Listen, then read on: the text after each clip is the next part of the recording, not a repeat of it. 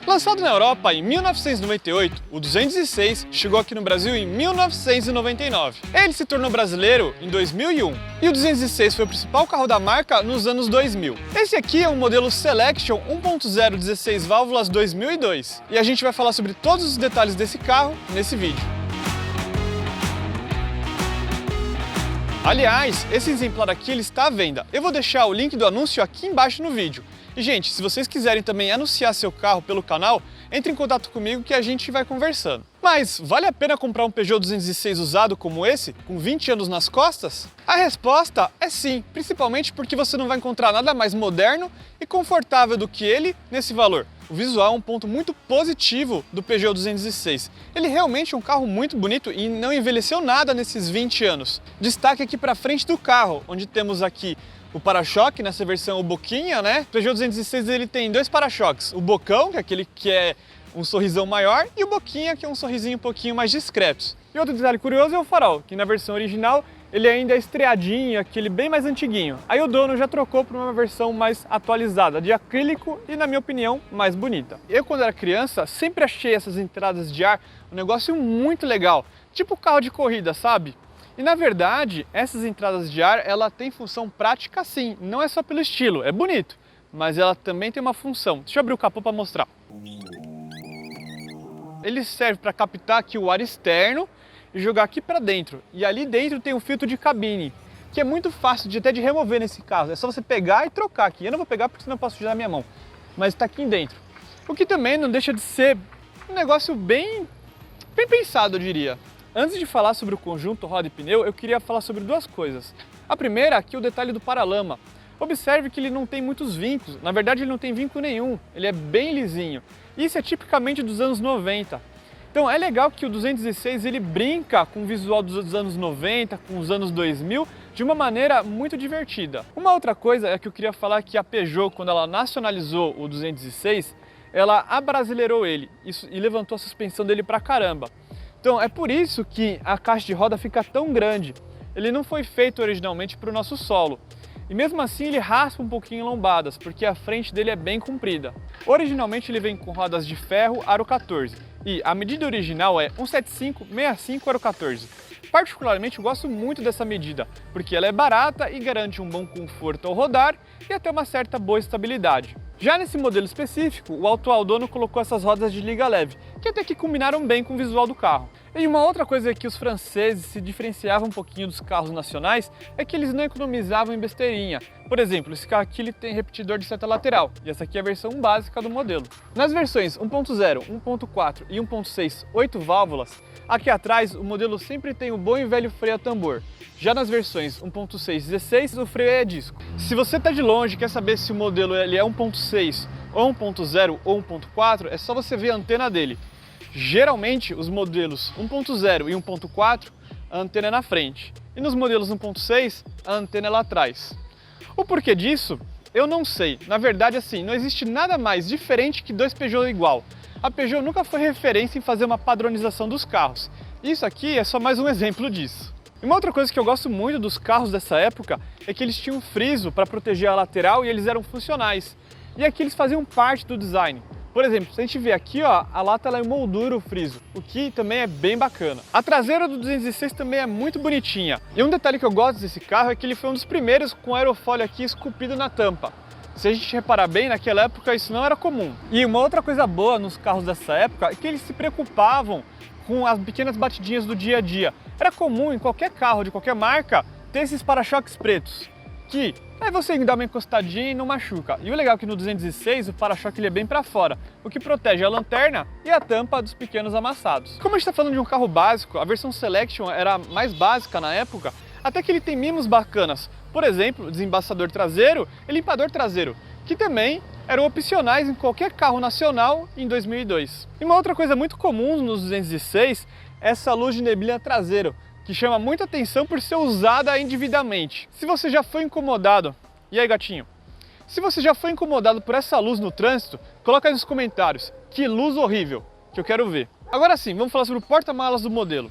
Em tamanho, ele até que é pequenininho, são apenas 245 litros. O que é pouco até para a categoria. Olhando aqui para ele, o acesso ele é bom, o que é legal. mas o acabamento dele poderia ser melhor. Por exemplo, aqui ó, as malas riscam com facilidade.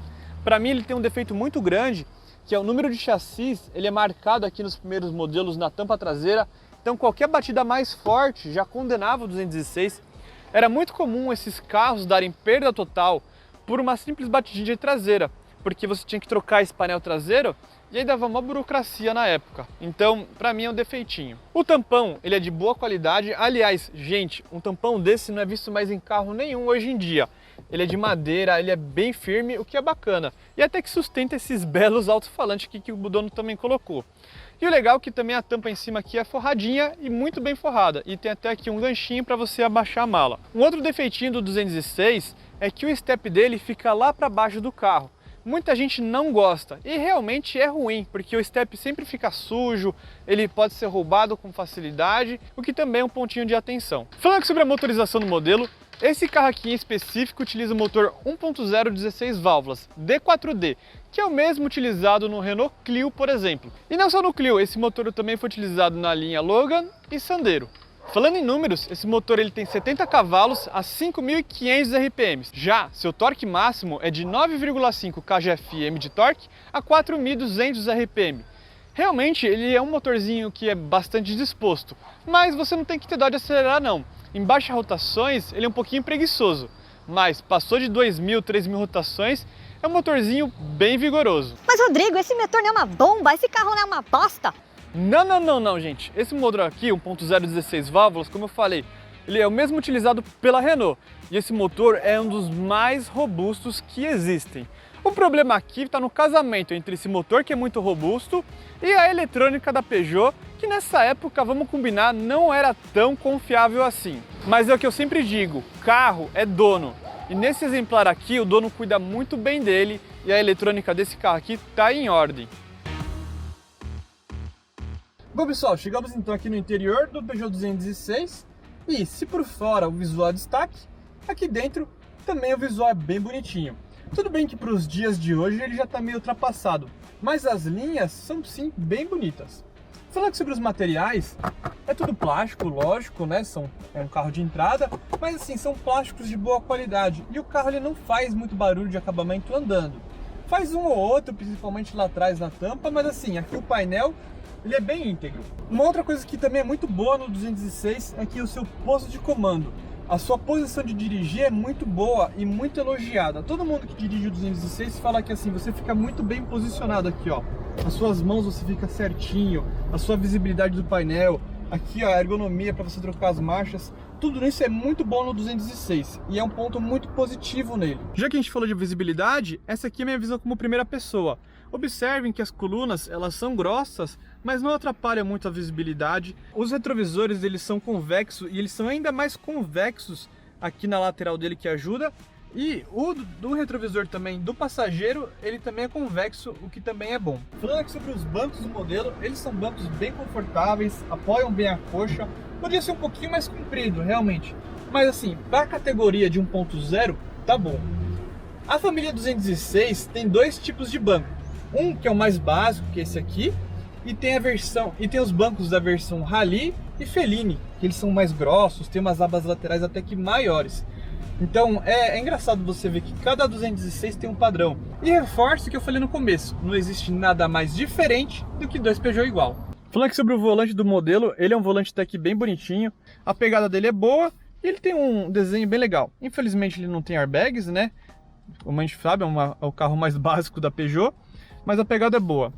Já aqui no lado esquerdo do painel tem uma saidinha de ar redonda, ela é a mesma do que será Picasso, que é um detalhe também curioso. Aqui a gente tem a regulagem do faixa de farol, um diferencial também dos franceses. Aqui um pequeno porta-objetos, nas versões com airbags, tem até uns botãozinhos aqui que não tem nesse carro. E ali embaixo para você abrir o capô. Aqui a gente tem aqui um porta-objetos. A qualidade da porta ela é boa, ela segue a mesma textura aqui do painel, que é bom. Falando aqui sobre o painel de instrumentos, ele é um painel de instrumentos bem completinho. E lembrando, essa é a versão básica do modelo. Aqui o nível de combustível, aqui o RPM, aqui o velocímetro e ali o nível de temperatura do motor. Aqui pela GoPro parece que todas as luzes estão piscando, mas na verdade não é. E uma coisinha que eu esqueci de falar também é que esse carro ele tem regulagem aqui do volante, o que é bem legal. Não tem de profundidade, mas para a época do carro também, super ok. Vindo aqui mais para o meio do painel, a gente tem aqui um computadorzinho de bordo. Quem é do mundo dos Peugeots sabe que esse aqui é chamado de uma linha, porque ele é o mais básico. E tem um modelo de 3 linhas, que é o mais completo. E tem um modelo que é só o reloginho, que é o mais básico de todos. Esse aqui ele mostra algumas informações como data, hora e porta aberta, por exemplo. Ó. Vindo aqui para o meio, a gente tem mais 2 saídinhas de ar. Aqui a gente tem um dispositivo para o rádio, que para mim essa é a maior falha do 216. Gente, nessa época já tinha o Fiesta, que ele já tinha um compartimento para 2 DINs. Já tinha alguns carros coreanos também que já tinha 2 DINs. Para mim é uma falha, é o que mais deixa o visual antigo aqui dentro da cabine. Se tivesse um 2 DINs aqui, meu, seria perfeito, daria para colocar uma multimídia, deixar o visual até que mais moderno. Vindo aqui mais para baixo, a gente tem aqui os comandinhos do ar-condicionado. Esse carro ele tem ar, que é bacana, mas nesse caso específico ele tá com um probleminha que eu não sei qual é e não tá funcionando. Aqui é para direcionar para onde o vento vai, aqui é a intensidade do vento, aqui a temperatura, aqui para você ligar o ar-condicionado, aqui ligar o desembaçador traseiro e aqui para pegar o ar de fora ou a recirculação do ar interna. Vindo aqui para baixo a gente tem um porta-objetos e aqui um cinzeirinho. Carros franceses sempre tem cinzeiro, porque para os franceses fumar é muito chique e por isso que esse carro também tem. Aqui a gente tem a alavanca de câmbio. Esse modelo aqui tá com os engastes justinhos, o que é bacana, mas é comum os 216 ele dá folga no trambulador, dá folga nas hastes. Esse aqui não, tá? Que bacana, ele tá bem reguladinho. Aqui a gente tem uma tomadinha 12 volts que está sendo usada para luz. Olha lá. Aqui os comandos do vidro elétrico, que na minha opinião são uma falha de ergonomia. Pô, Peugeot, não custava nada você colocar aqui na porta todos os comandos do vidro elétrico. É meio fora do comum deixar aqui, né? Nos carros que tem vidro elétrico traseiro é pior ainda, porque os dianteiros são aqui e os traseiros é aqui atrás. Meu, é muito ruim, muito desengonçado você mexer nisso aqui. Mas tudo bem, o carro já saiu de linha, agora que bom que não tem mais isso. Ou tem, né, esse novo C3? Já que a gente tem outro porta-trecos bem pequenininho e atrás também. Vindo aqui mais para a direita do painel, a gente teria aqui como se fosse um porta-objetos, tá vendo? Dá para você deixar uma chave, dá para deixar alguma coisinha aqui atrás. Aqui a gente já tem um porta-luvas. O porta-luvas, o legal é que ele é bem espaçoso. Ele tem aqui espaço para você colocar uns porta-copos, tá vendo? Ele fica retinho para não derramar, o que tem soluções interessantes. O carro tem manual, que bacana. E em algumas versões ele tem luz. Esse carro aqui não tem, a luz ficaria aqui, ó. Vamos fechar.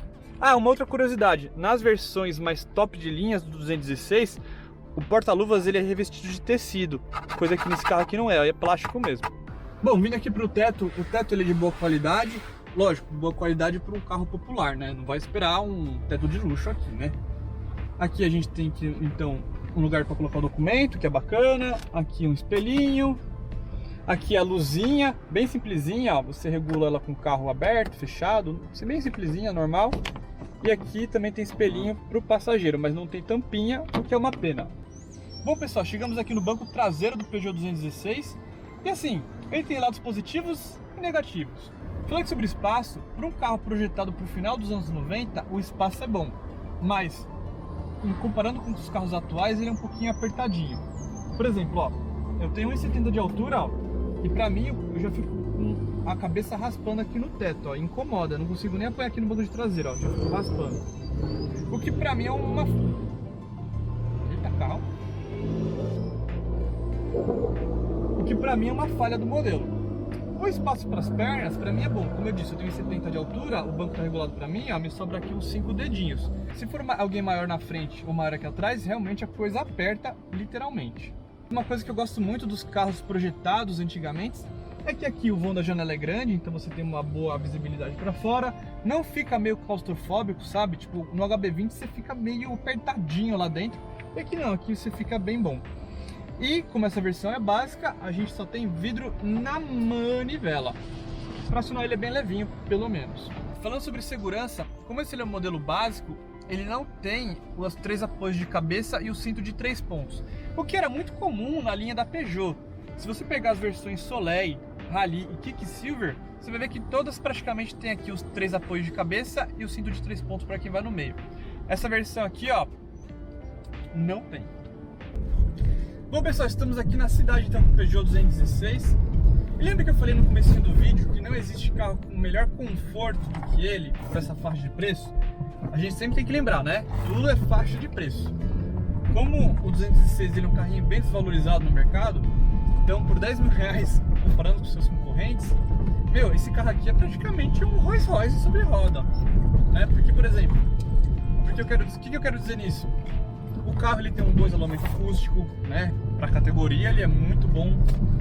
Ele absorve bem os impactos. Quando a suspensão tá novinha, por exemplo, desse exemplar aqui, ó, ele não faz tanto barulho assim. Ele é uma suspensão confortável. Infelizmente, esse carro ele é um pouquinho baixo, né? Já falando aqui da suspensão, então ele raspa com facilidade, ele raspa em lombadas com facilidade. Mas é um pouquinho de você ter um pouquinho mais calma no trânsito, tudo para você se acostumar com ele. Ó, tá vendo? A gente tá passando pelas ruas daqui da Patriarca, ó, super esburacado, ó, e o carro vai bem. É só em lombadinhas, valetas mesmo que você tem que tomar um cuidado maior. Eu, como dono de já dois 206 antigos, sei como é que é.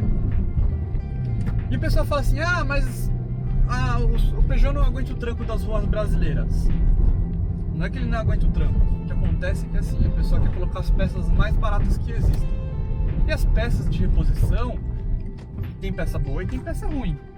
E a maioria das pessoas coloca a peça ruim. E não dá para entender, tem muita peça ruim para esse carro. Então é por isso que é comum as peças não aguentarem. Se vocês comprarem as peças boas de suspensão, você pega uma Nakata, pega aí uma Ruvili também, que é alemã, meu, bandeja, bieleta dura assim. Esse motor aqui, ele é um motor que gosta de girar, então ele tem um bom desempenho assim, ó, pra cima de 2.000, 3.000 rotações, ele vai muito bem. Falando sério, você nem sente que você está no carro 1.0. Você vai lembrar que você está no carro 1.0 quando? Em subidas, com o carro carregado, que aí realmente ele não vai deslanchar tanto. Ou se você realmente precisa pisar por alguma situação de emergência, sei lá, você vê que o carro não desempenha tanto bem assim. Na estrada, ele vai bem, mas não é aquele, meu Deus, que desempenho. Falando sobre consumo de combustível, até que esse 206 1.0 é bem econômico. Ele é só gasolina, né? Em 2002 nem tinha carro flex. E na cidade, na gasolina ele faz entre 9 e 10, o que é um consumo bom.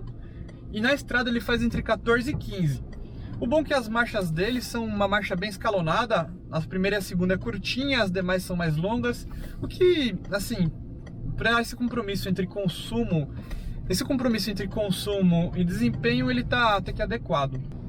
Infelizmente, Peugeot, qualquer Peugeot e Citroën de maneira geral, ficou muito mal falado no nosso mercado por vários motivos, né? Uns por razões bem óbvias, por exemplo, o 207, que não deixa de ser esse carro aqui com uma frente traseira e interior diferentes, modernizados, porém chamado de outro carro, né? Então a Peugeot ela cometeu realmente algumas mancadas no nosso mercado e realmente essa desconfiança toda dela tem motivo. Mas por outras desconfianças não, que é o caso desse carro aqui, por exemplo. O pessoal fala que Peugeot tem manutenção difícil, que isso, que aquilo. E não é bem assim. Assim, tudo é você pegar um carro bem cuidado. Porque... E foi o que eu falei. Um carro bem cuidado e que foi utilizado peças de boa qualidade. Porque assim, se você pegar um carro que tem uma procedência, por exemplo, como esse aqui, ó. Você vê, ó, ele tá gostosinho de andar, suspensão durinha. Assim, o dono sempre cuidou muito bem dele. Meu, pode pegar sem erro.